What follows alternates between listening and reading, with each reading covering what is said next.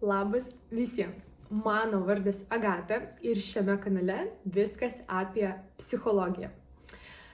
Šiandien nusprendžiau rašyti video ir prieš pradedant noriu jums užduoti kelis klausimus. Kaip dažnai jūs esate pagalvoję, kad nenoriu užsiimti kažkokią veiklą, nes o kam jinai yra reikalinga? Kam bus reikalingas šitas produktas arba kam bus reikalinga šita paslauga. Niekas nenorės, niekas nepirks, niekam čia nereikia, žodžiu, kam man čia reikia tai daryti, kam čia be reikalo judinti orą. Ir būtent apie tai aš noriu šiandien įrašyti šitą video ir atskleisti šitą temą, nes aš ir pati su tuo buvau susidūrus ne kartą ir galvojau apie tai, kam apskritai reikia, kam reikia to, kuo aš užsiemu, kam reikalinga šita veikla, kam reikia mano žinių, nes aš dalinuosi gal čia visiškai be reikalo, čia niekam neįdomu, niekas neskaito ir iš tikrųjų čia yra pati didžiausia apgaulė ir iliuzija, kurią mes savo galime susigalvoti ir kartoti. Kodėl? Nes jeigu mums ateina kažkokia idėja, kažkokia mintis, noras sukurti kažkokį produktą ar paslaugą, tai yra ženklas, kad mes tai ne tik galime, bet mes ir turime tai realizuoti. Idėjos jos neateina šiaip sau, idėjos jos neateina visiems vienodos, bet jos iš tikrųjų ateina daugeliui. Ir jeigu žmogus, įsivaizduokite, daugam atėjo ta pati idėja, daug žmonių pajautė, kad nori, pavyzdžiui, padaryti šitą dalyką, realizuoti, bet kažkas vienas paėmė, išdrįso ir padarė. Jisai negalvojo, ar čia reikės jau dabar milijonams žmonių, ar čia pirks, ar čia bus naudinga milijonai žmonių. Ne, žmogus pajautė, jisai nuėjo, jisai tai pabandė bent jau realizuoti. Ir labai, man irgi šita svarbi mintis buvo, aš vieną kartą ją išgirdau, kad iš tikrųjų kiekvienas žmogus, jisai ateina į šitą pasaulį su kažkokia užduotimi. Ne? Kad yra tai, ką jisai daro, yra kažkam reikalinga. Bet pagalvokite apie tai, kad tai, ką jis daro, kiekvienas žmogus, kaip jisai veikia, kuo jis užsiema, ką jis daro, ką jis kalba, kaip jis elgiasi, ir tai nebūtinai turi būti pozityvūs dalykai, tai yra kažkam reikalinga. Lygiai tas pats su produktais, paslaugom, nesvarbu, kuo jūs užsimanote užsiimti, ką teikti, ką gaminti, kuo dalintis, nesvarbu. Svarbiausia yra laikyti galvoje tai, kad jeigu jums tai yra įdomu, jūs turite į tai eiti, nepaisant to, kad dabar galbūt yra nedaug klientų, galbūt yra mažai žmonių, kurie skaito, kurie perka. Jeigu tai kažką pajudina jūsų viduje ir jeigu yra bent vienas žmogus, kuriam tai yra reikalinga, tai yra apie tai, kad jums tai reikia tęsti ir tai daryti. Bet viskas, žinoma, prasideda nuo jūsų. Jeigu jums tai yra įdomu, jeigu jums tai patinka, būtina tai daryti. Nes, žinot, mes dažnai norime, kad, iš karto būtų labai daug žmonių, labai daug ten pirkimų, labai daug stebinčių žmonių ir, žodžiu, iš karto viskas būtų maks. Bet mes norėdami, žinote, kažko labai maksimalaus, mes nuvertinam tai, kas yra jau dabar. Pavyzdžiui, parduodu aš kažką, aš, pavyzdžiui, noriu, kad nupirktų ten 1000 žmonių, ne? Nuperka 100 ir aš tokia, bet ne 1000. Kas įvyksta? Aš nuvertinu tą 100. Nuvertinu tą 100. Nes 100 tai yra. Lygiai tas pats kūrė žmogus, pavyzdžiui, Instagramą. Bet žiūri mano stories tik ten 500 žmonių, o noriu, kad žiūrėtų 5000. Tai tu nuvertini tuos 500, o tu suvoki, kiek yra 500. O tu suvoki, kiek čia yra žmonių. Klasė yra 30 žmonių, 25. Ir tai jau kiek daug žmonių, kai tu pagalvoji, kad čia yra 30 žmonių.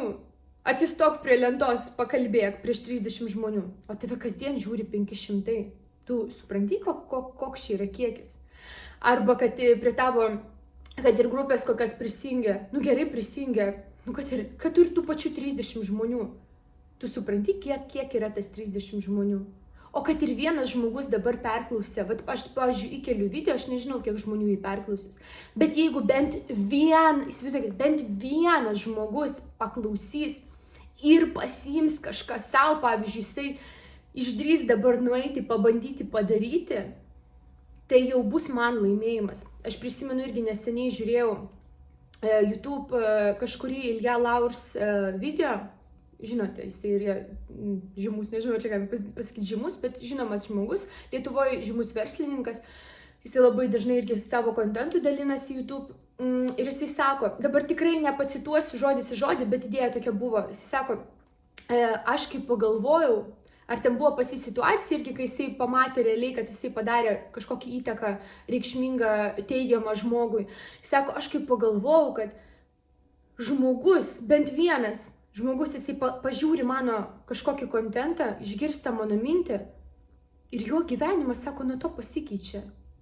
Sako, aš kai tai supratau, sako, pas mane viskas pasikeitė. Kad tu suvoki, kad tu vienam žmogui gali padėti, tu vienam žmogui, bent vienam gali pagerinti gyvenimą. Nesvarbu, kuo tu užsimtum. Nesvarbu, kad tau dabar atrodo, kad ten nežiūri, ne, 100 tūkstančių ar 1000, kiek tu nori, ar nepirka tūkstančiai. Jeigu yra bent kažkiek, įvertinkim tą kažkiek, kiek dabar yra. Nes kol mes nevertinsim, nebranginsim ir nebusim dėkingi už tai, ką mes jau dabar turime, ką mes jau dabar esame sukūrę, mes niekaip neprieisime prie kažko daugiau. Jeigu mes nevertinsime, pavyzdžiui, santykių, ne, tai, kas jau dabar santykiuose yra teigiamo, mes negalėsime sukurti geriau ir daugiau. Jeigu mes nevertinsime, nebusime dėkingi tiems klientams, kurie jau dabar pas mus yra, net nepaisant to, kad tai gali būti 1, 2 ar ten 10 žmonių, ne? Jeigu mes nevertinsim to, nebusime dėkingi už tai, kad pas mus dabar ateina tas 10 klientų, mes nesusikursime 100. Jeigu mes nebusime dėkingi už tą 1000, kuris dabar ateina pinigų į mūsų gyvenimą, kurį mes galime uždirbti, mes neuždirbsime 10 000. Pagalvokite apie tai. Ar jūs esate dėkingi už tai, ką jūs dabar turite? Ar jūs vertinate? Ar jūs nunulinat? Ai, čia nesvarbu, šito nenoriu, čia yra mažai, aš noriu tik šito. Pagalvokite apie tai, čia yra toks svarbus dalykas. Šitas ir kad... jau man iškrito, aš žinokit, kai pradedu sakyti, man jau iškrita. Žodžiu, nerezimuosiu, kiekvienas pasims tai, ką jam reikėjo. Ir tiek žmonių, kiek paklausys, irgi tai bus reikalinga. Ir aš dabar netgi dalinuosi, aš šitą video, kai pradėjau rašinėti, aš neturėjau gyvo supratimo, apie ką aš kalbėsiu. Aš kalbu, tiesiog man eina kažkokios žinios, eina kažkokios mintis. Taip, aš turėjau tiesiog, sakinį, ne, teiginį, mintį, kurią aš noriu pasidalinti, bet šitas 8 minutės aš kalbu tiesiog, man tiesiog ateina. Ateina mintis, ateina žinios, kuriam aš turiu su jumis pasidalinti. Ir aš dabar galėčiau galvoti, bet gerai, mano dabar YouTube video, pažiūri, 200 žmonių, tai kas čia yra, tai, aš noriu, jau kai 1000 žiūrės, tai aš tada įrašinėsiu, šit visą tai yra. Jeigu aš nevertinsiu, jūsų šitų, 100, 200, 300 peržiūrinčių, nebus tos 1000, nebus. O aš dabar suvokiu, kad, oh my god, 100, 200, 300 žmonių pažiūri ir bent keli iš jų pasiims kažką. Įsivaizduojat, kokia tai jau yra teigiama įtaka žmonijai. Ir kaip aš galiu nesidalinti? Kaip aš galiu nesidalinti?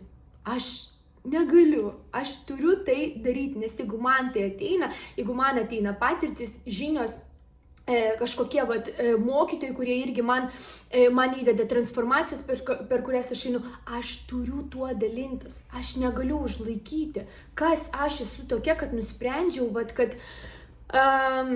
kad aš galiu dabar sustabdyti ir nesidalinti. Dar viena mintis, šitą buvau pamiršus, dabar paklausykite. Kas mes tokie esame, kad spręstume, kas yra reikalinga kitam žmogui. Kas mes esame tokie, kad mes nuspręstume, kad šitos žinios jos yra nereikalingos šitam žmogui. Ne, nereikia. Nereikia man tuo dalintis, ne, jam čia bus neįdomu, jam tai bus nereikalinga. Ne, čia mane dabar žiūri 500 žmonių, ne, jiems čia bus nereikalinga ir neįdomu, aš nedarysiu to. Ne. Kas mes tokie esame, kad mes tai pagalvotume? Jeigu mums tai atėjo, mes turime tuo pasidalinti. Mes esame tarpininkai, nieks mums nepriklauso žinios, mums nepriklauso kažkokios, žinot, mintis, knygų, žodžiai ir dar kažkas, ką mes gauname. Mes tik turime praleisti, mums atėjo kažkokios žinios. Mes tiesiog praleidžiame per save, ne taip, kad žinot, tiesiog copy-paste, ne, išgirdau, atidaviau, taip neveikia. Aš gavau kažką, aš tai išgyvenau, praleidau pro save ir atidaviau jums. Va tai va. Nefiltruojant, kad bus jums tai reikalinga ar nebus, bus naudinga ar nebus. Aš negaliu žinoti. Negaliu ir neturiu teisės vertinti ir spręsti, ar tai bus reikalinga. Vienintelis dalykas, ką aš galiu ir turiu padaryti, tai atiduoti. Kam reikės, tas pasiims.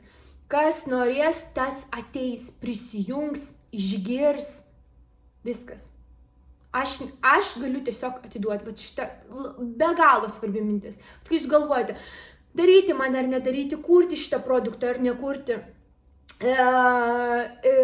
prekę kažkokią, va, užsimaniau kurti kažkokį brandą, galbūt drabužius. Ai, kam čia reikia šitų drabužių? Stop. Nespręskit už pirkėją. Va, žinot, yra netgi marketinge irgi tokia frazė. Nesakyk už klientą ne. Paklausk, pasiūlyk, duok, leisk jam pačiam duoti tau atsakymą. Nesakyk už kitą ne. Va tiek. Tiek norėjau su jumis pasidalinti. Lauksiu jūsų grįžtamo ryšio ir prenumeruokit mano šitą kanalą. Aš jį planuoju labai intensyviai vesti ir bus dar daug įdomių video. Viskas. Dėkoju jums, apkabinu ir susitiksime komentaruose ir kitose video.